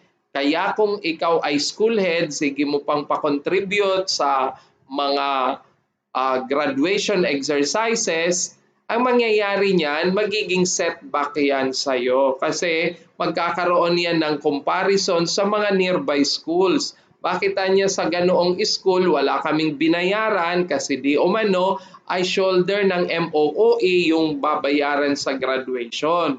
Samantalaan niya dito ay ang mga parents pa ang magbabayad ng graduation. So, yung graduation rights para po yan sa senior high school, grade 12, sila po yung mga nagka-graduation at yung grade 6 may graduation din. Yung moving up or closing ceremonies, usually nagmo-moving up yung mga kindergarten at saka yung grade 11. May moving up yon yung grade 7 at saka yung ayun, yung mga may moving up activities. Then, yung recognition activities naman like quarterly recognition of honors, quarterly recognitions of achievements ng mga bata. So yun naman po ay ginagawa ng quarterly at pinopondohan din ng pera na galing po doon sa MOOE. So yan po ang pinagkakagastusan na pangalawa. Pangatlo, to fund supplies. Yung mga supplies doon sa school, rental and minor repair of tools and equipment and other consumables for teachers and students deemed necessary in the conduct of classes and learning activities. So this one, ito pong mga supplies and materials na meron ang schools na nabibili mula sa pondo ng paaralan like the MOOE, yan po ay gagamitin para sa pag-conduct ng klase at ng learning activities. What are examples? Bond papers, Manila papers, ballpen,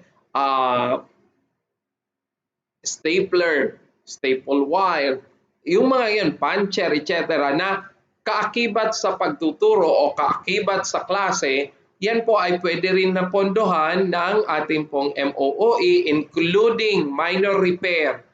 So di ba pag may mga nire-repair sa school, sira yung bintana, yung salamin ay basag na, pwede po yan na kumuha mula sa school MOOE. And also, pwede rin para sa rental. Halimbawa, bumili kayo ng mga supplies, kailangan nyo ng sasakyan dahil wala namang sasakyan yung paaralan, then you can also fund for the rental of a vehicle that will transport the supplies and materials of the school. So, yun po ay pwedeng pagkagastusan din ng ating MOOE. Then number 4, to fund minor repairs of facilities, building and grounds maintenance necessary for the upkeep of the school. So, you have the grass cutting, then bibili ka syempre ng supply na oil, gasoline para mag-andar yung inyo pong mga grass cutting equipment. Pag nagpag-grasscut ka, kailangan mo rin ng taong gagawa noon. Yung susweldohan mo, magtatrabaho ng pag-grasscut ng mga damo sa paaralan. So, ibig sabihin, that is necessary for the upkeep of your school, of your school surrounding. So, that is chargeable to the MOOE. Pwede nyo po yan i-charge. Kaya yung mga paaralan na ang tataas na ng damo, so ibig sabihin baka hindi yan nagagamit, hindi nagpapa-download ng kanilang MOOE fund. Kaya hindi rin mapatabasan yung mga matataas ng damo sa paaralan. Kaya po pwede nyo yung gamitin including yung magtatrabaho doon sa pag-brascat ng mga damo, pati yung trabahador noon ay pwede nyong swelduhan galing doon sa MOOE. Mag-i-execute lang naman kayo kung pakyaw contract, o di kaya naman ay kung daily, magkano ang arawan noon, then maghahanap ka ng mga trabahador base sa lowest offered sa school. So yun po yung mga pinopondohan ng MOOE. Isa lamang po ang isa lamang po itong paggamit natin ng MOOE para sa maintenance and upkeeping of our school surroundings. What else? Number 5, to procure, habi dyan, semi-expendable property worth less than 15,000. So ito na yung sinasabi ko sa inyo kanina, including technical, vocational, livelihood, and science consumables as provided in the Government Accounting Manual issued by the Commission on Audit. Ito na yung sinasabi ko sa inyo na pwede po kayong bumili ng mga semi-expendable property provided that its worth is less than 5,000. Kaya kung bibili kayo ng sofa, ang maximum mong mabibili niyan ay dapat 14,999 pesos. Kasi oras na mag 15,000 yon, that is considered already as capital outlay, and therefore the MOOE cannot be used to buy that particular semi-expendable property. Kaya kung bibili ka halimbawa ng TV para sa iyong teaching and learning activities sa school, dapat po yung television na yun is worth 14,999 ang maximum. Hindi pwedeng below doon ang iyong bibilhin na television kung bibili ka ng TV.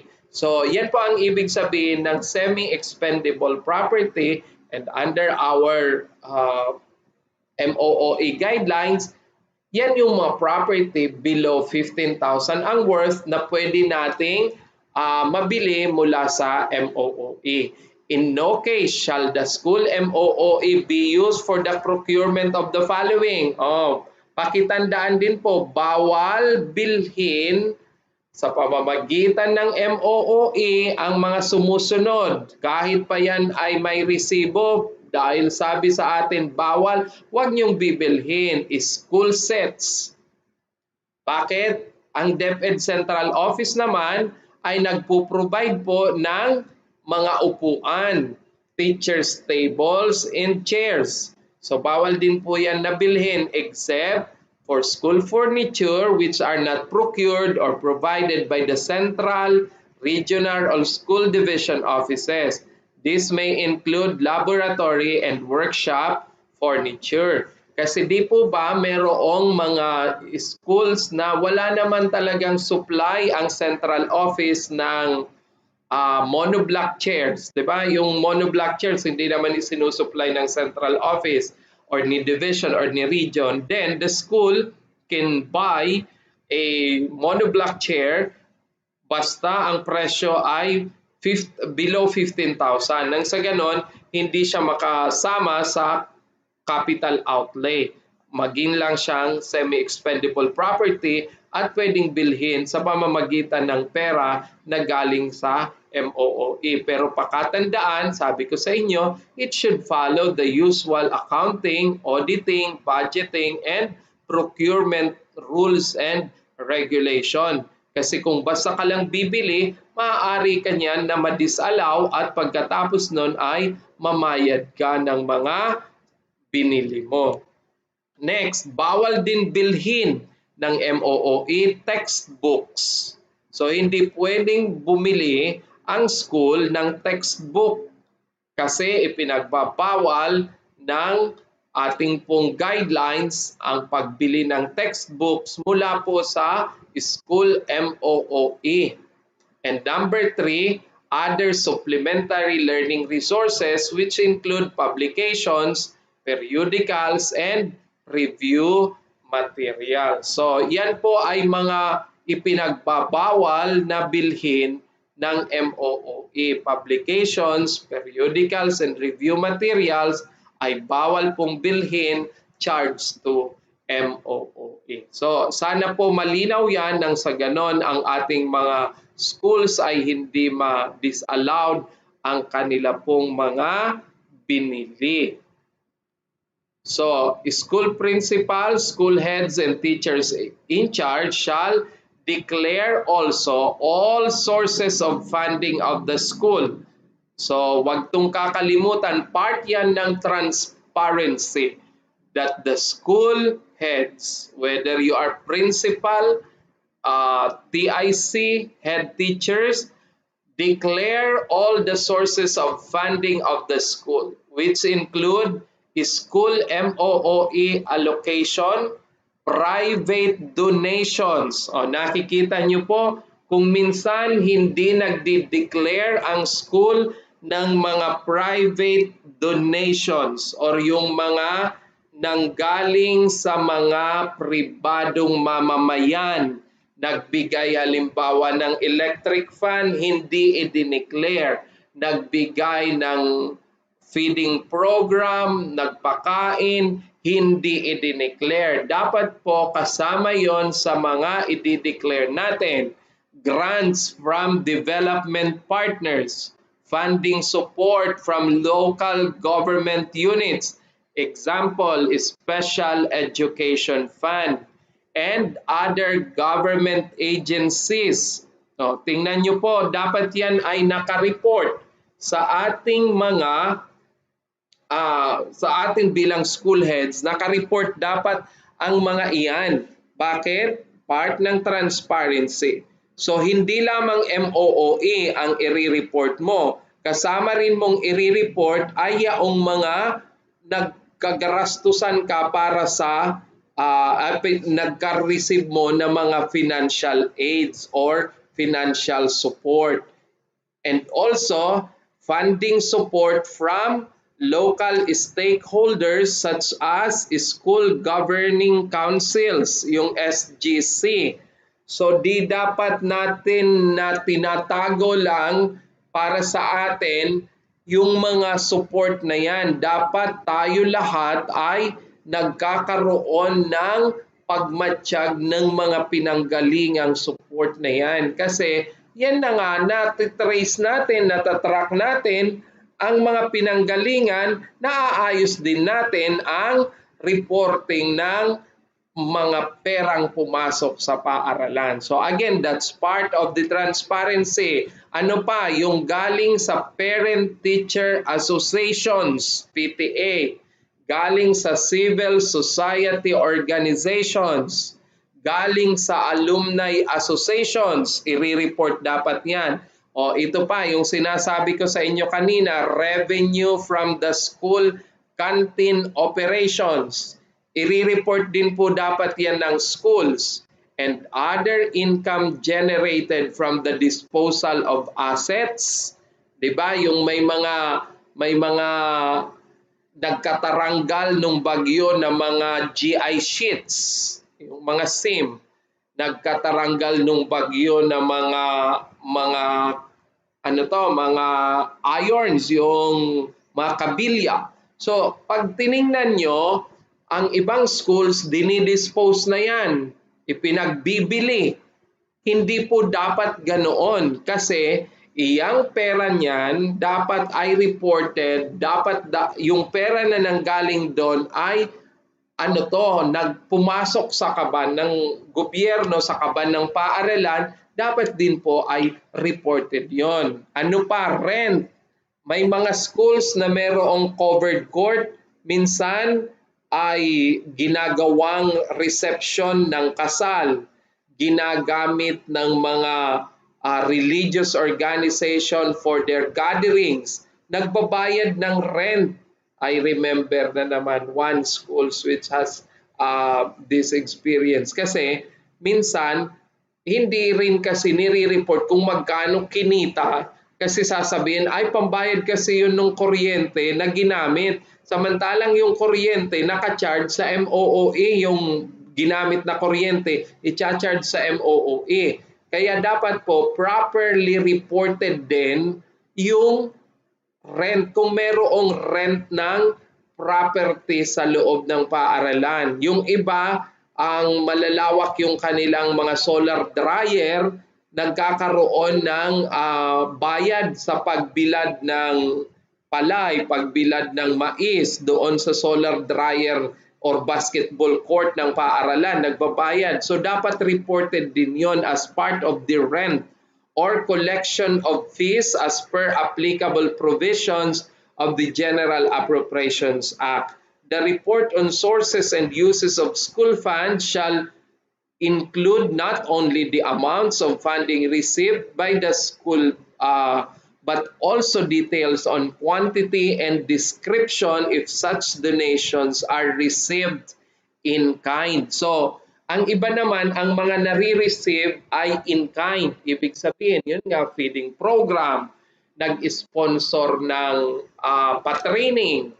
So, mga in-kind donations yon. So, kapag in-kind donations, kinakailangan din na i-quantify yon. Kaya kung minsan, pinipresyohan natin kung magkano, halimbawa, nag-hire tayo ng ng teacher sa isang training, nag-hire tayo ng trainer, nag-hire tayo ng speakers. So instead na tayo yung gagastos, yung sponsoring private institution or agency yung naggastos, then i-account pa rin yun, pipresyohan pa rin yun base doon sa base doon sa nangyaring uh, activity, bibigyan na lang yun ng presyo, bibigyan na lang yun ng accounting kung magkano lahat yung nagastos kung sakasakaling ginastosan yun ng paaralan. Kaya, pipresyohan din po yun. Another thing is na dapat rin tandaan nating mga school heads at yung mga nagmamanage ng schools, outline the intended utilization of the funds. Bakit dapat naka-outline na yung intended utilization including the timing of such utilization of funds or donations? Sa Pilipinas, tayo ay madalas na dinadaanan ng typhoon. Madalas may bagyo sa atin. Actually, ngayon ngang papalapit na weekend, sabi ay papasok din sa atin yung bagyong Bising. Kaya pinapaghahanda yung mga schools para kung sakaling dumaan itong bagyo ay maging safe yung mga gamit, especially yung mga learning resources na kung saan dapat ay tumagal ng 3 taon ang paggamit. Kaya kinakailangan na yung schools ay magpunta yung kanyang mga staff at mamukpok ng mga posibleng pasukin ng tubig at saka ng hangin. Anong ibig sabihin noon? Ibig sabihin, kung nasa typhoon area tayo, huwag tayong maglalalagay ng mga pondo ng repair, ng construction sa panahon na typhoon season o sa panahon ng mga bagyo, September, October, November, December. Bakit? Kung yan ay typhoon season, masisira na naman yung mga pina-repair natin. So, dapat ay iba-budget natin ng naaayon sa panahon. And another thing, ang mga budget minsan late ng January, ng February. So, kung minsan inaabunuhan muna ng mga school heads tapos rini-reimburse na lang yung mga nagastos ni school head. So, ibig sabihin noon, i-budget mo rin kung saan darating na talaga yung pera para sa paaralan. Ibig sabihin ng number 2. Nang sa ganun din, ang paggagastos natin ng pera nakakarampot, ang paggagastos natin ng pera ay naaayon sa paglabas din ng mga ng pera at ng mga proyekto. At sa timing din, yung panahon, alalahanin nyo rin, kailan tag-init, di dapat doon ka nagpapalagay ng mga flower boxes, nagpapa-construct ng mga perimeter fence kasi alam mo na hindi maaapektuhan ng tag-ulan. So, ginaguide na ang mga school heads kung kailan nararapat na mag-alat ng mga budget para sa mga particular na proyekto upang sa ganun po ay maayos natin na maidi-deliver ang mga serbisyo sa ating pong mga paaralan. So, yan po ang ibig sabihin ng number 2. Number 3, ensure that all procurement using the school funds conform to the provisions of Republic Act 9184.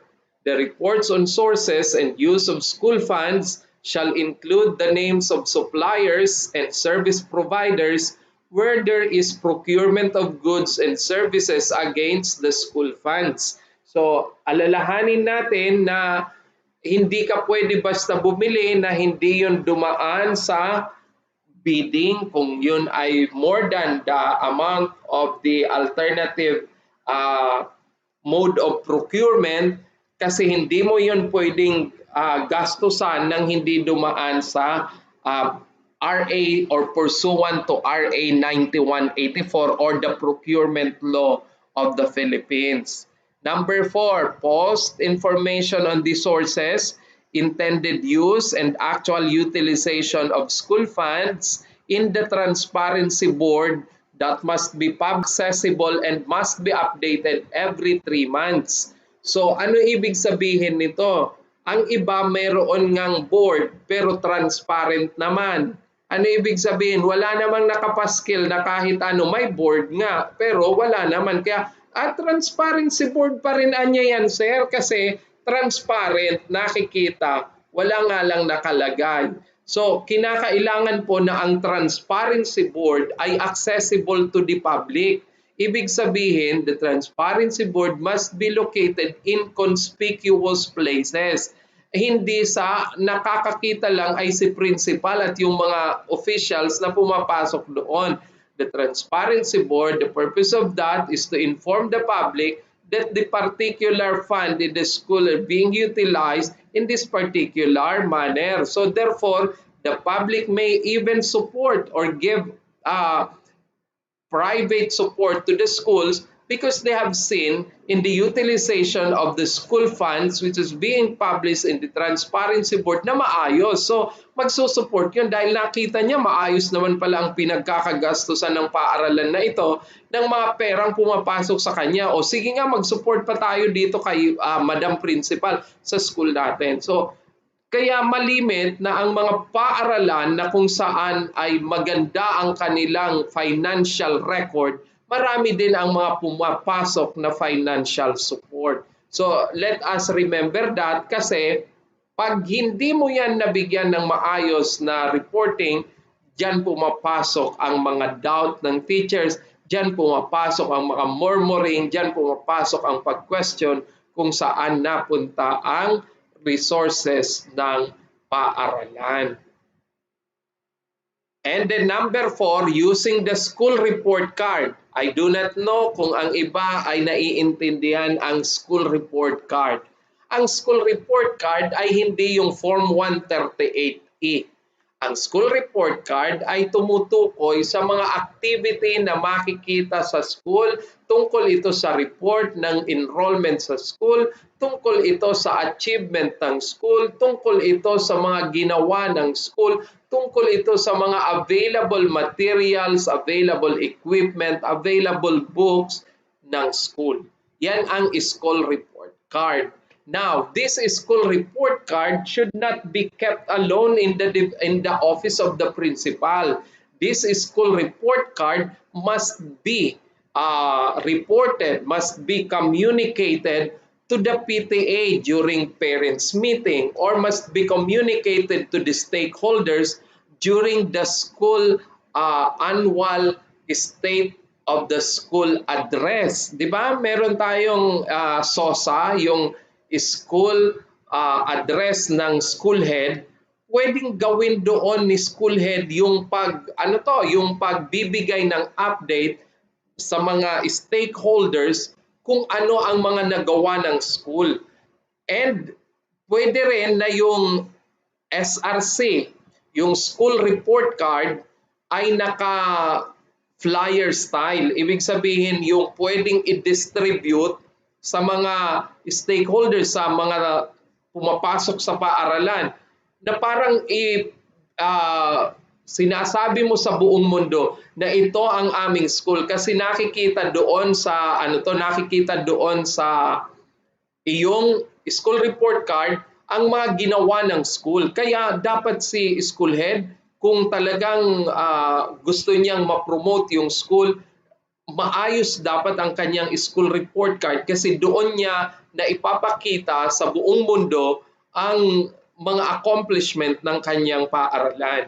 So, importante po ang pagkakaroon ng school report card. And sabi ko nga, make it handy like a flyer so that you can distribute it to the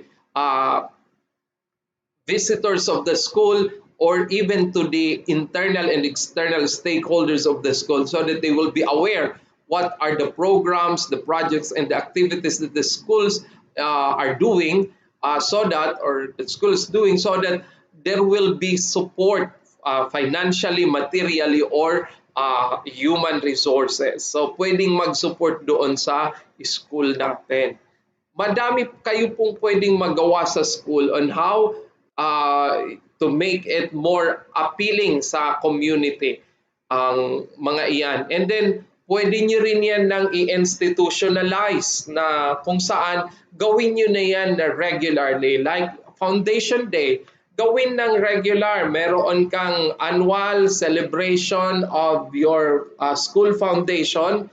And then in that school foundation, you can ask for support coming from the different stakeholders na meron ka. Then aside from that na pwede kang humingi ng mga stakeholders, pwede ka rin na magkaroon ng mga programs and activity na kung saan maipopromote mo yung paaralan sa iyo pong mga stakeholders sa school. Kaya the school head can always devise. Pwede po kayong mag-devise ng mga pamamaraan na kung saan makikita mo na lang nag-i-improve, makikita mo na lang gumaganda ang ambience ng school. Nakikita mo na lang nag-i-increase ang iyong mga stakeholders kasi meron kang mga programang nakikita nila very visible to the community. Sino ang hindi magsusupport sa school heads na makikita kung gaano kasipag ni school head, makikita kung gaano ka hands-on ni school head, makikita kung gaano ka persevere ni school head na gawing maganda ang kanyang paaralan. Pag nakikita yan ng community, the community has no other choice but to support. Pero kung nakikita sa paaralan, nag-aaway-away ang mga teachers, nakikita sa paaralan, late pumapasok ang mga teachers, nakikita sa paaralan na napakataas pa ng araw, paalis na si teacher. So where is now that so-called accountability na kung saan dapat ay naka-embed na sa atin bilang mga teachers at saka school head. Dapat to na yan sa ating sarili na dapat ganito ako kasi ganito binabayaran ako ng gobyerno. Kaya dapat magtrabaho ako ng maayos kasi ganito ako binabayaran ng Department of Education. DepEd people must be really alert and dapat ay ayusin. Kasi nga nakasalalay doon yung millions ng mga estudyante nating naka-enroll sa mga paaralan. So, ang financial management like the school MOOE is one of the many topics among school principals at among leaders in the schools, whether it is in the public or in the private school. Malaki ang impact ng mayaman, ibig sabihin ng mayaman ng marami kang allocation because you can do a lot. Pero kapag ikaw naman ay kahit marami kang allocation, kung ang school head naman ay hindi mapagkakatiwalaan ng maayos sa naibigay sa kanyang allocation, you cannot transform the schools from that ugly to beautiful. Baka lalong maging ugly yung dating ugly na kung ang school ang school head na na-assign ay hindi alam kung paano iraran o gagamitin ang kanya pong school MOOE. So, meron naman pong monitoring and evaluation sa paggamit po ng school MOOE fund at yan po ay constantly minomonitor ni DepEd at ng mga opisina ng Commission on Audit, ng DBM, kung iyong paggastos po ng ating mga paaralan ay naaayon sa sabi ko nga sa inyo sa accounting, auditing, budgeting, and procurement rules and regulations. So this is the end of the topic that I want to share with you about school management or basic school management, especially on the finance aspect or the MOOE. So I hope you got something from it this day. Accordingly, ang mga school heads na maayos ang pagpapatakbo ay dahil na rin sa aktibo silang nakikilahok sa mga training, seminars, or lectures like this na may kinalaman sa pera ng paaralan or ng yung MOOE. At ang mga school heads din na nagpapakita ng magandang performance sa paggamit ng kanilang limited resources ay yun ding mga school head na kung saan kakikitaan mo na may magandang resulta sa paaralan. Kaya kung ikaw ay school heads at nais mo na magkaroon ng maayos at magandang pamamalakad sa paaralan, huwag kalilimutan na uh, gamitin ng naaayon sa mga panuntunan ang School MOOE Fund at iba pang mga pondong pumapasok sa paaralan upang sa ganon ay makakita ng magandang uh, pamamalakad, magandang paaralan ang community na inyong ginagalawan. Marami pong salamat. Ito po si Bogs Pelingon nagsasabi ng isang magandang gabi sa inyong lahat at nawa ay nasa mabuti kayong kalagayan, malayo sa anumang karamdaman at ang aking pong panalangin na kayo ay makatagpo ng kapayapaang tunay sa puong may kapal. Salamat po, magandang gabi hanggang sa muli na online lecture series mula po sa inyong lingkod at sa Barrio Life and Living Channel. So, maraming salamat po. Bye-bye and see you next time.